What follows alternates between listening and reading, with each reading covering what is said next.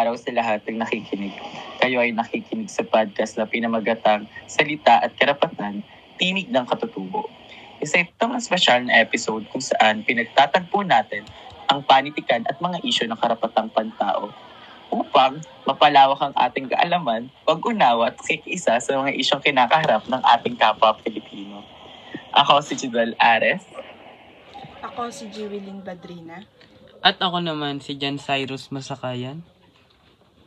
Ngayong araw, hihimayin natin ang panitikan at karapatan ng mga katutubo at naniniwala kami sa pamamagitan ng pakikinig na ito, mas lalo nating mauunawaan na ang kanilang mga kwento ay hindi lang bahagi ng nakaraan. Ito ay buhay na buhay hanggang ngayon.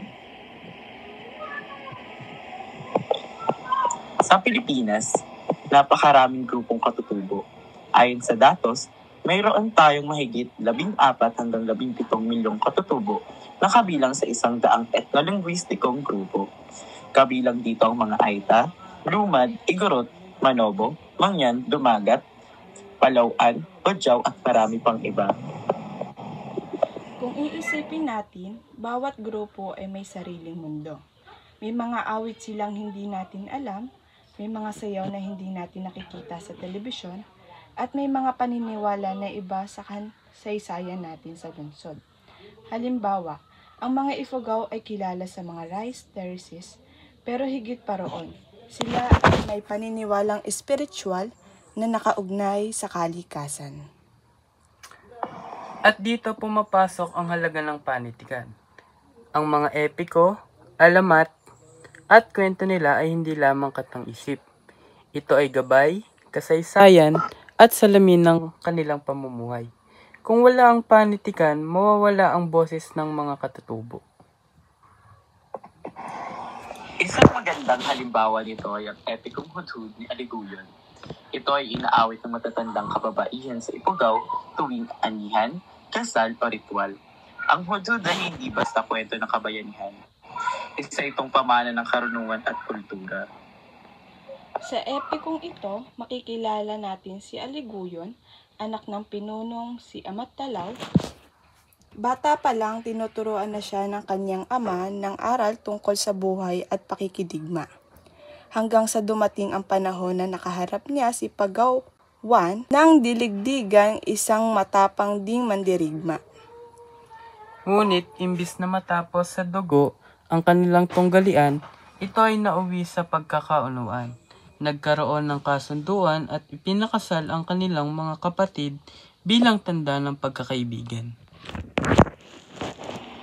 Minsan, napapaisip ako, kung ibang kwento ito, baka nagtapos sa patayan ng pagkatalo. Pero ang hudhud ay kakaiba. Pinili nitong ipakita ng kapayapaan at pagkakaunawaan ang tunay na tagumpay. At dito natin makikita kung gaano kahalaga ang panitikan. Hindi lang ito para aliwin tayo, kundi para turuan tayo. Kaya bago tayo tumuloy, itanong muna natin sa sarili, ano kaya ang mangyayari kung lahat ng laban sa mundo ay matatapos sa pagkakaintindihan tulad ng kay Aliguyon at Pagawan? Kung sisilipin natin ang hudhud, may kita natin na hindi ito basta epiko. Isa itong bintana sa kapananaw ng mga katutubo tungkol sa lipunan. Una, makikita natin na sila ay may sariling sistemang panlipunan at moralidad. Hindi kailangan ng korte o abogado para maayos ang sigalot. May sarili silang proseso at madalas ito ay nakabatay sa pagrespeto, karangalan at pagkakaunawaan. Kung tutuusin, si Aliguyon ay kumakatawan sa mga katutubo bilang taong may karunungan at malasakit. Hindi siya basta mandirigma. Isa siyang leader na marunong pumili ng kapayapaan kaysa digmaan. Pangalawa, may kita natin ang kanilang ugnayan sa lupa at kalikasan. Sa bawat bahagi ng epiko, ang mga ritual, anihan at kasal ay nakaugnay sa kalikasan. Para sa kanila, ang lupa ay hindi lang lupa. Ito ay tahanan at kaluluwa ng kanilang pagkatao. Kung mawala ang lupa, parang nawawala rin ang kanilang kasaysayan. Parang kung tatanggalin mo ang gitara sa isang musikero, hindi lang instrumento ang nawawala kundi bahagi ng kanyang sarili. Pangatlo, ipinapakita ng hudhud na ang mga katutubo ay hindi primitibo gaya ng maling iniisip ng iba. Sa halip, mayroon silang sariling sistema ng hustisya at politika na kasing halaga ng atin. Kung ganito ang aral ng panitikan, ano ang ibig sabihin nito para sa atin ngayon? Ibig sabihin, dapat nating igalang ang kanilang karapatan.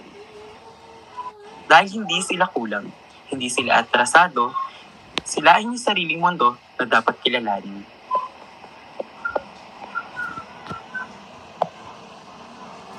Ngayon, tanungin natin ang ating sarili. Kamusta na nga ba ang mga katutubo sa kasalukuyan? Sa kasamang palad, marami pa rin sa kanila ang naaapi. Isa sa mga pinakamalaking problema ay ang pag-aagaw ng lupa. Halimbawa nito, ang mga dumagat sa Luzon ay naapektuhan ng Kaliwa Dam Project. Sila ang matagal nang nag-aalaga sa kagubatan at ilog, pero sila rin ang pinaalis. Para bang sinasabi ng lipunan, salamat sa pero wala kayong lugar dito. Sa Mindanao naman, isinara ang maraming lumad schools. Ang dahilan daw ay may koneksyon sa mga rebelde. Pero kung iisipin, hindi ba't ang simpleng karapatan sa edukasyon ay dapat para sa lahat?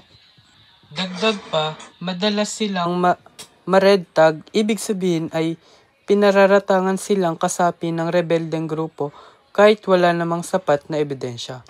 Ang ganitong sitwasyon ay hindi lang nakakasakit, nakamamatay din dahil nagiging target sila ng karahasan. Kung babalikan natin ang hudud, malinaw na ang mga katutubo ay may sariling paraan ng pamumuhay at pamamahala. Pero sa kasalukuyan, parang hindi ito kumikilala. At dito, papasok ang ating responsibilidad. Hindi sapat na i-admire lang natin ang kanilang kultura. Kailangan nating ipaglaban ang kanilang karapatan. Kung sila nga ay nagawang pumili ng kapayapaan kahit may tunggalian, bakit hindi natin magawa ang parehong bagay? Bilang kabataan, madalas nating maramdaman na maliit lang ang ating magagawa. Pero tandaan, bawat kwento na ating ipinabahagi, bawat paninindigan na ating pinipili ay may epekto. Kung gagamitin natin ang social media para ipalaganap ang mga kwento ng katutubo, malaking tulong na iyon. Kung makikilahok tayo sa mga talakayan at hindi mananahimik sa harap ng kawalan ng katarungan, mas lalo pa. Sa paggawa ng podcast na ito, napagtanto namin na ang panitikan ay hindi lang aliwan. Ito ay sandata, isang paraan para ipakita ang mga kwento ng mga hindi naririnig.